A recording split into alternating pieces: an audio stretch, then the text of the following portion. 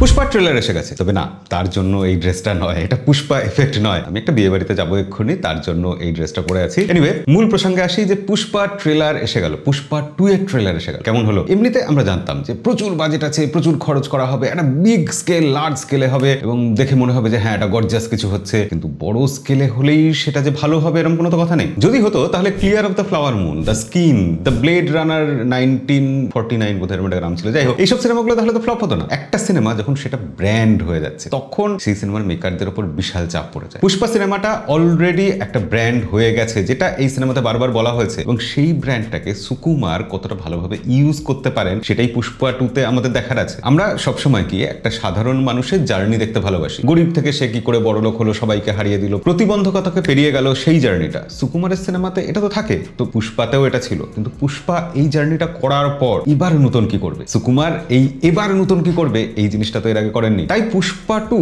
তার কাছে একটা বড় চ্যালেঞ্জ, এটা আমাদের বুঝতে হবে। কিন্তু তো বাজেট যত বড়ই হোক না কেন, সেটা দিয়ে তো এই চ্যালেঞ্জগুলোকে ওভারকাম করা যায় না, তার জন্য ক্রিয়েটিভিটি দরকার। তো পুষ্পা 2 ট্রেলারটা যেটা দেখলাম, দেখে মনে হচ্ছে অনেক কিছু লুকিয়ে রাখা হয়েছে। হ্যাঁ, তারা চেষ্টা করেছে সারপ্রাইজ এলিমেন্টগুলো আমাদের জন্য সিনেমার জন্য রেখে দেওয়ার। এমনিতেই দেখুন, একটা সাউথের মুভি মানে তাদের স্টার যেরকম হয় সেভাবে মুভিটা যখন তৈরি হয়, সেই মুভিটা যখন রিলিজ হয় একটা উদযাপন হয়, সেটা নিয়ে একটা সেলিব্রেশন হয়, সেটা নিয়ে একটা মুভি রিলিজ হলো মানে রিলিজ হয়ে গেল এরকম নয় ব্যাপারটা। তো পুষ্পা 2 সিনেমাটার যে ট্রেলার রিলিজ হলো, বিশাল বড় করে একটা অনুষ্ঠান হলো পাটনাতে, সিনেমা নয় কিন্তু এটা শুধু ট্রেলার রিলিজের অনুষ্ঠান। সেক্ষেত্রে বুঝতেই পাচ্ছেন এটা কত বড় করে ব্যাপারটা একটা সেলিব্রেশন টাইপের করতে চাইছে ওরা। আমরা হলে পুষ্পা 2 সিনেমা দেখতে যাবো না, আমরা সেলিব্রেট করতে যাবো। এই যে সেলিব্রেট কথাটা আমরা বলি না, এটা ওটা সিনেমার ব্যাপারে মাঝে মধ্যেই, তো সেটা সত্যিকারের আসলে কি হতে পারে, সেলিব্রেশন মানে কি, সেটা এই সাউথের মুভি এবার দেখিয়ে দিতে চলেছে। এখানে একটা ইন্টারেস্টিং ফ্যাক্ট বলে রাখি, এই পুষ্পা 2 সিনেমাটা সাউথ ইন্ডিয়ান ভাষায় যতগুলো রিলিজ হচ্ছে তার থেকে বেশি রিলিজ হচ্ছে, বেশি হলে মুক্তি পাচ্ছে নর্থ ইন্ডিয়ার বেল্টে। এটা ভাবতে পারছেন, একটা সাউথ ইন্ডিয়ান সিনেমা এটা করছে, এটা শুধু প্রমাণ করে দিচ্ছে না যে সাউথ ইন্ডিয়ান সিনেমা কত বড়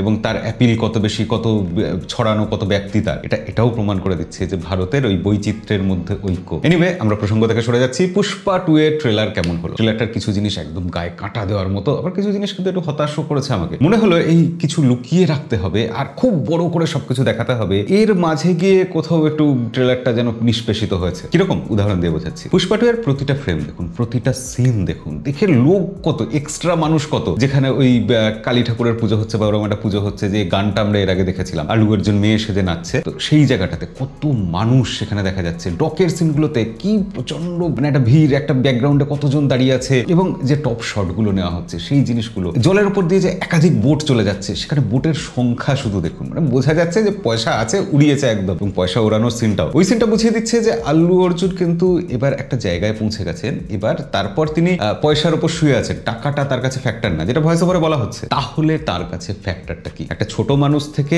বড় মানুষ হওয়া, ক্ষমতা পাওয়া, টাকা ইনকাম করা, এই জার্নিটা তো আমরা ফার্স্ট পার্টে দেখলাম। সেকেন্ড পার্টে তাহলে কি হবে? আল্লু অর্জুনের সামনে অবস্টাকলস গুলো কি থাকবে? আল্লু অর্জুন বলছেন, এখানে ডায়লগ আছে যে আমি ন্যাশনাল নয় ইন্টারন্যাশনাল। তাহলে একটা জিনিস কিন্তু বোঝা যাচ্ছে যে এখানে ফাহাদ ফাজিল মূল ভিলেন নয়, মূল ভিলেন যে তাকে কিন্তু এখনো দেখানো হয়নি, এবং তার ইন্টারন্যাশনাল কিছু ব্যাপার থাকবে একটা, সেটা তো পরিষ্কার। ফাহাদ ফাজিল হলে ব্যাপারটা ওই গোটা লড়াইটা ওই ছোট্ট জায়গার মধ্যেই সীমাবদ্ধ হয়ে যেত, সেটা তো হবে না। আমরা অলরেডি জানি পুষ্পা 2 এর বেশ কিছু জিনিস, পুষ্পা জাপানে যাবে, বেশ কিছু জিনিস জাপানে শুট হয়েছে, এরকম কিছু। আর ফাহাদ ফাজিলের প্রসঙ্গ যেখানে আসলো, সেখানে বলি যে তার যে এন্ট্রি সিনটা, ওই আরে দিবানো মুঝে পেহচানো গানটা বাজছে আর ফাহাদ ফাজিল স্নান করছে পুকুরে বা জলের মধ্যে, উফ, মানে ওই সিনটা তো গায়ে কাটা দেওয়ার মতোই। ফাহাদ ফাজিল সত্যি তার একটা আলাদাই একটা অরা আছে, তো সেই জিনিসটা এখানে দেখা যাচ্ছে। আপনাকে একটা জিনিস নোটিস করতে বলবো, যে আমরা যখন পুষ্পা 1 সিনেমাটা দেখলাম, সিনেমাটা শেষ হয়েছিল কিভাবে? সাধারণত যেভাবে কোনো সিনেমা শেষ হয়, পুষ্পা সিনেমাটা কিন্তু সেভাবে শেষ হয়নি। ফাহাদ ফাজিল আর পুষ্পা, প্রোটাগনিস্ট আর অ্যান্টাগনিস্ট, দুজনের মুখোমুখি দেখা হচ্ছে কিন্তু লড়াই হচ্ছে না, দুজনে জাস্ট একটা জায়গায় বসে দুজনে ড্রিঙ্ক করছে, মদরদ খাচ্ছে। সেই সিনটা পুষ্পা সিনেমার লাস্ট সিন ছিল। ভাবা যায়, একটা কমার্শিয়াল মাস অ্যাকশন মুভি যার লাস্ট সিন একটা টেবিলে দুজনের আলোচনার মধ্যে দিয়ে, মদ খাওয়ার মধ্যে দিয়ে শেষ হচ্ছে। এই জিনিসটা কিন্তু সুকুমারের বৈশিষ্ট্য। তো আমরা সেটা দেখে এসেছি বলে এই সিনেমাতে ফাহাদ ফাজিলকে দেখানো হয়েছে। বাকি যারা ভিলেন থাকে, পুষ্পার সামনে সত্যিকারের লড়াই যারা দেবে, পুষ্পাও তো বড় হয়েছে, তার এগেনস্টে ভিলেনও তো বড় হতে হবে, সেই জিনিসটা কিন্তু এখনো দেখানো হয়নি। সুকুমার সিনেমায় এটাও একটা বৈশিষ্ট্য কিন্তু, নানাকু প্রেমাথু বলুন বা আরিয়া বলুন, এইসব যে সিনেমাগুলো ছিল, সেখানে কিন্তু ভিলেন যে সে কিন্তু সত্যি পাওয়ারফুল ছিল। শুরু থেকে এটা মনে হবে স্বাভাবিক এটা, যে এত পাওয়ারফুল ভিলেন তাকে হিরো কি করে হারাবে। পুষ্পাতেও কিন্তু এই ব্যাপার ব্যাপারটাই ছিল যে ভিলেন যে সে কিন্তু পুষ্পার থেকে অনেক বেশি পাওয়ারফুল। তো এই পুষ্পা 2 তে সেখানেও কিন্তু ভিলেনকে অনেক বেশি পাওয়ারফুল হতে হবে পুষ্পার থেকে। তো সেক্ষেত্রে পুষ্পা যত বড় ব্র্যান্ড হোক না কেন এবং সে যত বড় ব্র্যান্ড হবে তার থেকে ভিলেনের ব্র্যান্ড কিন্তু আরো বড় হবে। এই ব্যাপারটা কিন্তু হবে সিনেমাতে, যেটা আমরা এখনো দেখিনি ট্রেলারে। কিন্তু ট্রেলারে কি দেখলাম যে পুষ্পার পয়সা হয়েছে, ক্ষমতা হয়েছে, কিন্তু পুষ্পার সেই রুচিটা তো তৈরি হয়নি। পুষ্পা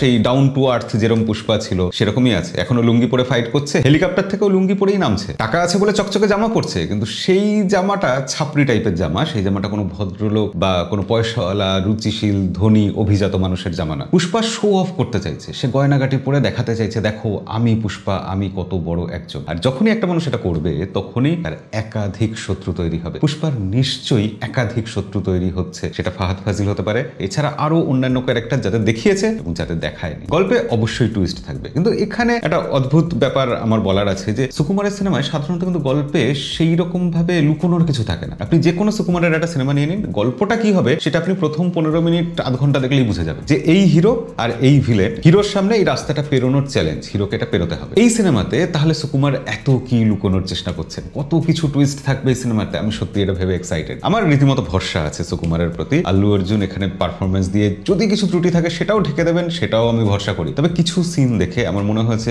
একটু ভয় পেয়েছি, যেমন ওই জাহাজের ওপর উড়ে উড়ে মারামারি হচ্ছে, জিপের ওপর থেকে লাফ দিয়ে উড়ে চলে গেল আল্লু অর্জুন। বেশি বাজেট থাকলে হিরো একটু আকাশে বেশি উড়ে যায়, এটা সাউথ ইন্ডিয়ান সিনেমাতে খুব স্বাভাবিক ব্যাপার, এটা চলে। কিন্তু পুষ্পা 1-এ এতটাও লার্জার দেন লাইফ অবাস্তব সবকিছু ছিল না। এখানে যদি এই ব্যাপারগুলো একটু বেশি অবাস্তব হয়ে যায়, সেটা আমরা যারা সাউথ ইন্ডিয়ান দর্শক নই, যারা সাউথ ইন্ডিয়ান সিনেমা দেখি কিন্তু রেগুলার সাউথ ইন্ডিয়ান সিনেমার দর্শক নই, তাদের কাছে বোধহয় একটু দৃষ্টিকটু লাগতে পারে। তবে একটা ট্রেলার মনে রাখার জন্য যা যা দরকার, কিছু দুর্ধর্ষ কিছু সিন যেগুলো এখানে আছে, হিরোর অরা, হিরো যতবার আসছে হিরোকে দেখা যাচ্ছে দেখে মনে হচ্ছে একটু হাততালি দিয়ে একটু সিটে মারি, সেই ব্যাপারটা এখানে আছে। প্রথম পর্বের একটা লেগাসি, মানে প্রথম পর্বের কথা বারবার মনে করিয়ে দেবে এই জিনিসটা দ্বিতীয় পর্বের ট্রেলার যখন আমরা দেখছি তখন সেটাও আছে। কিছু ডায়লগ, যে ডায়লগগুলো আমাদের বারবার মনে পড়বে, যে ডায়লগগুলো সবার মুখে মুখে ছড়িয়ে যাবে, সেই রকম কিছু ডায়লগ।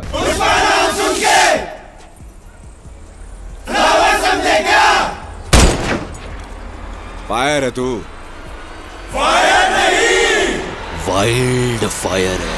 बूम। এছাড়া কিছু অ্যাকশন যেগুলো ওকে নকল করবে, যেগুলো রিপিট হবে, যেমন ওই দাড়িতে হাত দেওয়া, এইরকম কিছু ব্যাপার। আগের বার ওই নাচের যে স্টেপটা ছিল সেই ব্যাপারগুলো এবারও সেরকম কিছু থাকছে। তবে হ্যাঁ, এই গতবারের যে একটা নস্টালজিয়া সেটাকে বারবার টেনে আনা হয়েছে এবং সেটা সফলভাবে এই ট্রেলারে ইউজ করা হয়েছে। এই ট্রেলারটা আমার চোখ ধাঁধানো লেগেছে, এই ট্রেলারের কিছু ডায়লগ মনে করে রাখার মতো রয়েছে। কিন্তু এই ট্রেলারটা যতটা অসাধারণ হবে বলে আমরা আশা করেছিলাম, আমরা ভেবেছিলাম, ততটা অসাধারণ বোধহয় হয়নি। ট্রেলারটা আপনি যখন দেখবেন তখন আপনার সেটা চোখ ধাঁধানোই লাগবে, আকর্ষণীয় লাগবে, কিন্তু ট্রেলারটা দেখার পর, ফোনটা রেখে দেওয়ার পর বা টিভিটা বন্ধ করে দেওয়ার পর আপনার এই ট্রেলারের কটা দৃশ্য মনে পড়ছে সেটা একটু খেয়াল করে দেখবেন। তো আমার ধারণা 50% দৃশ্য আপনার মনেই পড়বে না। রিভিউটা এখানেই এক কথায় শেষ হয়। ট্রেলার দেখা শেষ হওয়ার পর আপনি যে 50% দৃশ্য মনে করতে পারবেন সেগুলো ভালো হয়েছে, যে 50% দৃশ্য আপনার মনে পড়বে না সেগুলো আসলে ভালো হয়নি। পুষ্পা 2 এর ট্রেলার আপনি রিভিউ করতে পারবেন। তো পুষ্পা 2 নিয়ে আমি খুবই এক্সাইটেড, অবশ্যই সিনেমাটা দেখতে চাই এবং হ্যাঁ 5 তারিখে তো যাবোই, ফার্স্ট ডে ফার্স্ট শো। যদি 4 তারিখে দেখার সৌভাগ্য হয় তাহলে সেটাই দেখে আসবো। আর অবশ্যই আমাদের চ্যানেলে রিভিউ আসবে, তার জন্য আমাদের সাবস্ক্রাইব করে রাখবেন। দেখা হবে পরের ভিডিওতে, ততদিন অবধি ভালো থাকবেন, সিনেমা দেখবেন।